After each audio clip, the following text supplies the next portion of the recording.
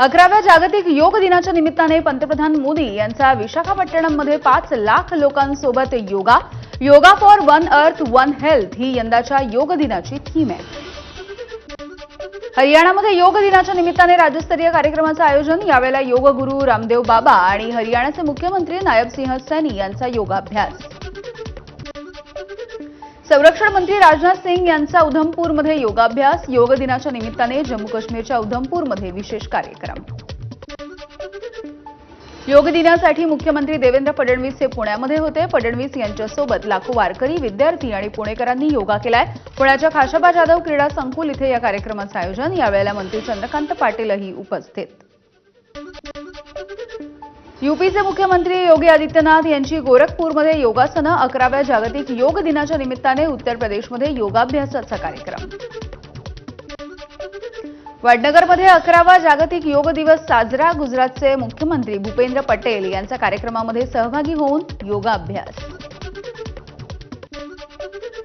आसामच्या बक्सामध्ये 11वा आंतरराष्ट्रीय योग दिन साजरा करण्यात आला आहे. यावेळेला मुख्यमंत्री हेमंत बिस्वा शर्मा यांचा कार्यक्रमामध्ये सहभाग घेऊन त्यांनी योगासनं केली आहेत. जागतिक योग दिनाच्या निमित्ताने नागपूरच्या यशवंत स्टेडियममध्ये विशेष कार्यक्रम. केंद्रीय मंत्री नितीन गडकरी यांचा अनेक मान्यवरांच्या उपस्थितीमध्ये योगाभ्यास. लोकसभेचे अध्यक्ष ओम बिर्ला यांनी सुद्धा योगासनं केली. दिल्लीमध्ये 11वा आंतरराष्ट्रीय योग दिन साजरा झाला आणि या कार्यक्रमामध्ये त्यांनी सहभाग घेतला होता. सिंदूरमध्ये ज्योतिरादित्य शिंदे यांनी सुद्धा योगासनं केली आहेत. 11व्या जागतिक योग दिनाच्या निमित्ताने योगाभ्यास करून त्यांनी जनतेला सुद्धा योग दिनाच्या शुभेच्छा दिलेल्या आहेत. दिल्लीमध्ये एक पृथ्वी एक आरोग्य यासाठी योग या थीमच्या खाली हा योग दिन साजरा करण्यात आलेला आहे. परराष्ट्र मंत्री एस जयशंकर यांचा राजनैतिक मिशनमधल्या मान्यवरांसोबत सहभाग. 11वा आंतरराष्ट्रीय योग दिवस नांदेडमध्ये सुद्धा उत्साहात साजरा झालाय. गुरु ग्रंथ साहिब हॉलमध्ये योग शिबिराचं आयोजन. यावेळेला राज्यमंत्री मेघना बोर्डीकर यांनी योगाची प्रात्यक्षिकं केली आहेत. मालेगावमध्ये जागतिक योग दिनाच्या निमित्ताने शालेय शिक्षण मंत्री दादा भुसे यांनी सुद्धा योगा केलाय. यावेळेला योगाचं महत्त्व सांगून मंत्री भुसे यांनी उपस्थितांना शुभेच्छा दिल्या. जळगावमध्ये सुद्धा 11व्या जागतिक योग दिनाच्या निमित्ताने योगासनं. यावेळेला मंत्री गिरीश महाजन, मंत्री रक्षा खडसे, मंत्री संजय सावकारे यांच्यासोबत जिल्हाधिकारी आयुष प्रसाद यांनी सुद्धा या कार्यक्रमामध्ये सहभाग घेतला. आंतरराष्ट्रीय योग दिनाच्या निमित्ताने पियुष गोयल यांनी सुद्धा योगाभ्यास केलाय. मुंबईमधल्या संजय गांधी राष्ट्रीय उद्यानामधल्या कान्हेरी गुहेमध्ये नैसर्गिक वातावरणामध्ये ही योगासनं करण्यात आली. अमृतसरमध्ये 11व्या जागतिक योग दिनाच्या निमित्ताने कार्यक्रमाचं आयोजन. अटारी सीमेवरती बीएसएफच्या जवानांनी सुद्धा योगाभ्यास केलाय. लंडनमधल्या द स्ट्रँड परिसरामध्ये भारतीय उच्चायुक्त विक्रम दोराईस्वामी यांच्या नेतृत्वामध्ये 11वा जागतिक योग दिवस साजरा करण्यात आला आणि यावेळेला अनेक लोकांनी सहभाग घेतला आणि योगाभ्यास केलाय. जागतिक योग दिनाच्या निमित्ताने आयटीबीपीचा लडाखमध्ये योगाभ्यास. पँगॉंग तलावाच्या काठावरती सुद्धा जवानांनी एकत्र येऊन योगासनं केली. योग दिनाच्या निमित्ताने भंडाऱ्यामध्ये शेकडोंनी सहभाग घेतला होता. वेगवेगळी योगा आसनं करून त्यांनी मनःशांती मिळवली. निरोगी आणि सुदृढ आरोग्यासाठी नागरिकांनी ही योगासनं केलेली आहेत. जळगावमध्ये सुद्धा आज 11वा जागतिक योग दिवस साजरा. यावेळेला विविध शाळांमधल्या विद्यार्थ्यांनी सुद्धा योगाभ्यासासाठी सहभाग घेतलाय. वाशिम शहरामधल्या लाखाळा परिसरामध्ये योग शिक्षक संघाच्या वतीनं आज योग दिन साजरा करण्यात आला. यावेळेला वेगवेगळी योगासनं करून शरीर स्वास्थ्याविषयी महत्त्व सुद्धा पटवून देण्यात आलंय. नाशिकच्या पोलीस आयुक्त कार्यालयामध्ये योग अभ्यासाच्या कार्यक्रमाचं आयोजन. यावेळेला वरिष्ठ अधिकारी आणि कर्मचाऱ्यांकडून योगाभ्यास. योगाचार्य संगू गुरुजी यांच्या माध्यमातून हा योगा शिकवण्यात आला. 11वा आंतरराष्ट्रीय योग दिन वाशिम जिल्हा प्रशासनाच्या माध्यमातून सुद्धा साजरा करण्यात आला. वाटाणे लॉन इथे आयोजित भव्य सामूहिक योग सत्रामध्ये जिल्हा प्रशासनाचे अधिकारी, कर्मचारी यांच्यासोबतच शेकडो नागरिकांनी सुद्धा सहभाग घेतला.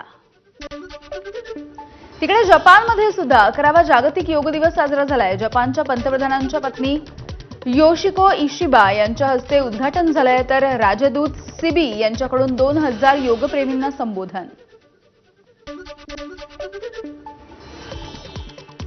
इतर काही महत्त्वाच्या बातम्या आता आपण बघूयात. नाशिक शहरामध्ये आज सकाळी 9 ते संध्याकाळी 6 वाजेपर्यंत पाणी पुरवठा बंद राहील. जलशुद्धीकरण केंद्रामधल्या कामांसाठी महानगरपालिकेनं हा निर्णय घेतलाय. पुण्यामधल्या खडकवासला धरण साखळीमध्ये एका दिवसामध्ये 1.5 टीएमसी पाणीसाठा वाढलाय. धरणामधल्या साखळीतील 4ही धरणांमध्ये 9.67 टीएमसी इतका पाणीसाठा आहे. मुंबईवरच्या पाणी कपातीचं संकट काहीसं टळलंय. पाणी पुरवठा होणाऱ्या 7ही तलावांमध्ये सप्टेंबरपर्यंत आता जलसाठा पुरणार आहे. हवामान विभागाच्या अंदाजानुसार पुढील काही दिवस पावसाचा जोर कायम राहील. मेट्रो प्रकल्पाच्या कामांसाठी 22 ते 28 जूनच्या दरम्यान अंधेरी विलेपार्ले पूर्व या परिसरामध्ये कमी दाबानं पाणी पुरवठा होणार आहे. पाणी जपून वापरण्याचं पालिकेचं आवाहन. पश्चिम रेल्वे मार्गावरती बोरीवली ते भाईंदर स्थानकाच्या दरम्यान आज रात्री 3.5 तासांचा जम्बो ब्लॉक. अब जलद मार्गावरती रात्री 11 ते मध्यरात्री 2 वाजेपर्यंत ब्लॉक असेल. या दरम्यान काही लोकलच्या फेऱ्या रद्द आहेत. मध्य रेल्वेवरती उद्या मेगा ब्लॉक आहे. रविवारी सकाळी 11:05 ते दुपारी 3:55 या कालावधीमध्ये मेगा ब्लॉक असेल. माटुंगा मुलुंड अप आणि डाऊन धीम्या मार्गावरती हा ब्लॉक आहे. लोकलमधून पडून दररोज 10 लोक मरतात हे अत्यंत चिंताजनक आहे. मुंबई उच्च न्यायालयाने रेल्वेचा समाचार घेतलाय. लोकल ट्रेनला लवकरात लवकर स्वयंचलित दरवाजे बसवण्याच्या सूचना सुद्धा देण्यात आल्या. अल्प उत्पन्न गटासाठीच्या 368 भूखंडांवरती 30 वर्ष बांधकाम नाही. हायकोर्टाने या सगळ्याची गंभीररित्या दखल घेतली आहे. प्रतिज्ञापत्र सादर करण्याचे म्हाडाचे अध्यक्ष आणि गृहनिर्माण विभागाच्या प्रधान सचिवांना आदेश देण्यात आले. नागपूर जिल्ह्यामधल्या कोंढाळी काटळ रोडवरती ट्रक आणि दुचाकीचा भीषण अपघात झालाय. या घटनेमध्ये 2 तरुणांचा जागीच मृत्यू झालाय तर 2 जण गंभीररित्या जखमी झाले. भिवंडी तालुक्यामधल्या कामवारी नदीमध्ये पोहण्यासाठी गेलेल्या 2 सख्ख्या भावांचा बुडून मृत्यू. गेरसई इथली घटना आहे. एकाचा मृतदेह सापडलाय तर दुसऱ्याचा शोध सुरू आहे. रणथंबोरची प्रसिद्ध वाघीण अॅरोहेडचा मेंदूच्या ट्यूमरमुळे मृत्यू झालाय. वनविभागाच्या अधिकाऱ्यांकडून तिला श्रद्धांजली अर्पण करून तिचं दहन करण्यात आलं. बिबट्याच्या हल्ल्यामध्ये 4 वर्षीय चिमुरडीचा मृत्यू झालेला आहे. नाशिकच्या सिन्नर तालुक्यामधल्या गोंदे शिवारामधली घटना आहे. वनविभागानं तात्काळ बिबट्याचा बंदोबस्त करावा, गावकऱ्यांची मागणी आहे. तुळजाभवानी देवीची जुलै महिन्याची सिंहासन पूजा बुकिंग आजपासून सुरू होते. 21 ते 26 जूनच्या दरम्यान ऑनलाईन नोंदणी करता येईल. बुकिंगची अंतिम यादी ही 30 जूनला जाहीर होणार आहे. धाराशिवमधल्या टेक्निकल टेक्सटाईल पार्कला गती मिळते. वस्त्रोद्योग निर्मिती प्रकल्पासाठी जागा वाटपाची प्रक्रिया सुरू झाली आहे. कौडगाव एमआयडीसीमध्ये इच्छुक गुंतवणूकदारांचे अर्ज मागवले आहेत. ठाकरेंच्या शिवसेनेचं मुखपत्र असणाऱ्या सामनामधून शिंदेंवरती जोरदार निशाणा. मंत्रिमंडळामध्ये लिंबू मिरच्या टाचण्या कवट्यांना महत्त्व आलंय. ज्यांचं मीठ खाल्लं त्यांनाच गाडण्याची भाषा. सामनामधून हल्लाबोल. मनसेचं आज महानगरपालिका प्रतिसभागृह, शैक्षणिक धोरणं आणि शिक्षणामधल्या हिंदी सक्तीच्या सोबतच चर्चा होणार आहे. मनसेचं प्रतिसभागृह सर्व राजकीय पक्षांसाठी खुलं आहे. मनसेची माहिती.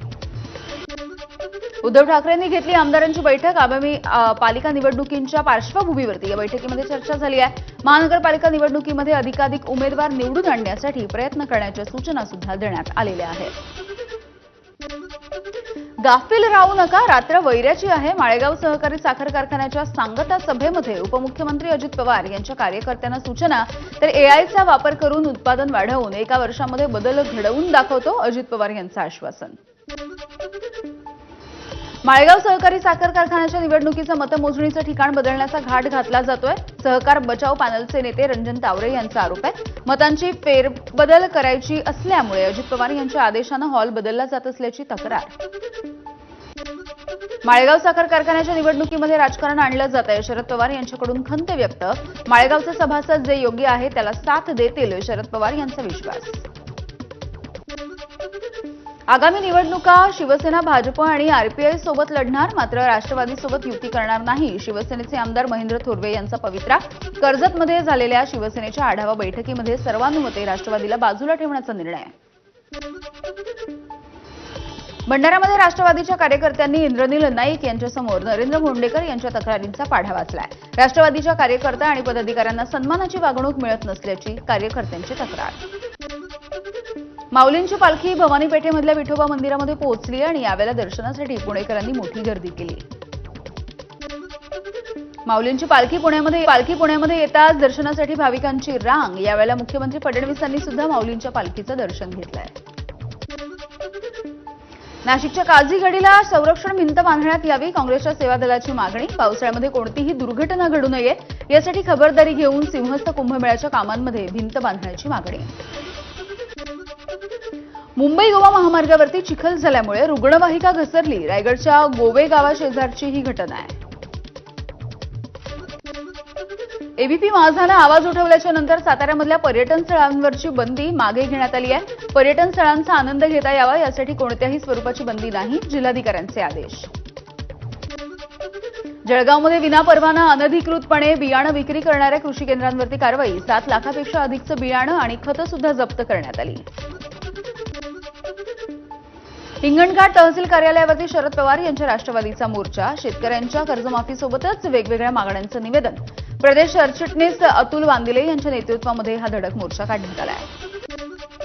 अहमदाबाद विमान अपघातामध्ये आतापर्यंत 231 मृतांचे डीएनए कुटुंबियांसोबत जुळले, तर 210 मृतदेह त्यांच्या कुटुंबियांना सुपूर्द करण्यात आले। महान एअरच्या 3 विमानांमधून इराणच्या मशहदवरून भारतीय विद्यार्थी नवी दिल्लीमध्ये आलेले आहेत आणि या विशेष विमानांमधून एकूण 1000 विद्यार्थी भारतामध्ये आता परत आले आहेत। इराण इस्रायल युद्धाचा आज 9वा दिवस आहे। दोन्ही देशांकडून एकमेकांच्या मोठ्या शहरांवरती हल्ले अद्यापही सुरू आहे आणि या हल्ल्यांमध्ये आतापर्यंत 657 नागरिकांचा मृत्यू झालाय। 2000पेक्षा अधिक लोक जखमी आहेत। अमेरिकेशिवाय इराणचे आण्विक तळ नष्ट करणं इस्रायलला अशक्य। अमेरिकेचे राष्ट्राध्यक्ष डोनाल्ड ट्रम्प यांचं वक्तव्य। इराण आणि इस्रायलच्या शस्त्र संधीला माझं प्राधान्य, पण परिस्थिती बघून ट्रम्प यांचे विधान। मला शांततेचं नोबेल मिळणार नाही, पण लोकांना सारच माहिती आहे। अमेरिकेचे राष्ट्राध्यक्ष डोनाल्ड ट्रम्प यांचं वक्तव्य। कांगो आणि रवांडामध्ये शस्त्रसंधी घडवल्याच्या नंतर वक्तव्य। शांततेच्या नोबेल पुरस्कारासाठी पाकिस्तानकडून ट्रम्प यांच्या नावाची शिफारस। भारत पाकिस्तान तणावाच्या दरम्यान मध्यस्थीसाठी नोबेल देण्याची मागणी। लष्कर प्रमुख मुनीर यांच्याकडून डोनाल्ड ट्रम्प यांच्यासाठी बॅटिंग। बंगळुरूवरून दिल्लीला नागपूर मार्गे जाणाऱ्या राजधानी एक्सप्रेसवरती दगडफेक झाली आहे। भोपाळजवळच्या राणी कमलापती स्टेशनच्या समोरची घटना आहे। एसी कोचच्या काचा फुटून प्रवासी सुद्धा जखमी झाले आहेत। कसोटी मालिकेचा पहिला दिवस यशस्वी जयस्वाल आणि कर्णधार शुभमन गिल यांच्या शतकांनी गाजवलाय। पहिल्या दिवसाचा खेळ हा थांबला त्यावेळेला शुभमन गिल 127 धावांवरती खेळत होता, तर यशस्वी जयस्वालनं 16 चौकार आणि एका षटकारासोबत 101 धावांची खेळी उभारली। कर्णधार शुभमन गिलनं 4थ्या क्रमांकावरती खेळून 6वं कसोटी शतक साजरं केलं। कर्णधार या नात्यानं पहिल्याच कसोटीमध्ये शतक ठोकणारा तो 4था भारतीय आहे। टीम इंडियाच्या इंग्लंड विरुद्धच्या पहिल्या कसोटीमधल्या पहिल्या दिवशी 3 विकेट्स गमावून 359 धावा। पहिल्या दिवसाचा खेळ संपल्यानंतर कर्णधार शुभमन गिल आणि उपकर्णधार ऋषभ पंत ही सलामी जोडी नाबाद परतली आहे। भारताचा भालाफेकपटू नीरज चोप्रानं आता पॅरिस डायमंड लीगचं विजेतेपद पटकावलं। 88.16 मीटर लांब त्यानं भाला फेकलाय।